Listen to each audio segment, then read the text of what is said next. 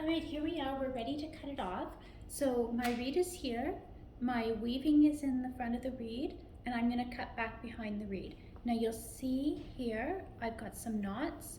I'm going to cut in front of those knots and just leave as long as a fringe as I can. So there I am. I'm just snipping away. My threads are sort of flying everywhere. There we go. That is, we've cut it off. Now I need to come to the front of the loom. I'm going to unlock my break.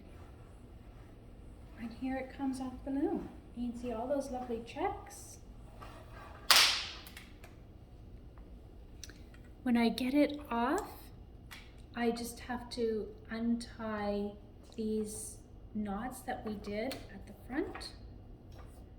And if you did the surgeon's knot like I did, then it's fairly simple. You just need to give one end a tug and it loosens the knot right up. You can get your fingers under there fairly easily.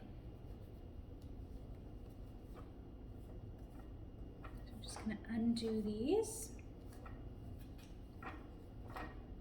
You guys should feel really proud of yourself. This is, you know, taking a ball of yarn and turning it into a scarf. That's pretty impressive. So good job everybody for following through and keeping up with this. All right, there we go. I'm pulling it off the front. I've got those 2 warping sticks in there that we used for separating our warp, and I can just pull those out. And look at this, we have a scarf. It's not finished yet. We're going to put it in the wash. We're going to we'll soak it in hot water. So right now you can fill your sink with really hot water. Add a little bit of wool wash to it. I like to use Eucalyptus because you don't have to rinse it. Just let it soak until you remember about it. After you've let it soak, you're going to roll it up into a towel, squish all the water out of it. Don't ever wring your work. Just gently squeeze the water out, roll it up into a towel. You can stomp on that towel if you want. And then you're actually, if you have a dryer, throw it into your dryer for 5 minutes on high. Set your timer, don't walk away.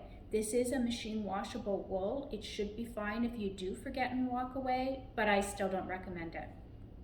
When you pull it out, it's gonna, those gaps that are in there, those little holes that you see, that yarn is gonna all fluff up and bloom. It's called fulling or blooming, and it will be a really soft, lovely scarf. Because right now, it actually doesn't feel that soft. It feels a little stiff.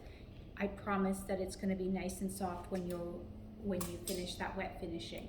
And when you're done wet finishing, we'll press it and then I'll come back and we'll show you how to do the fringe twisting.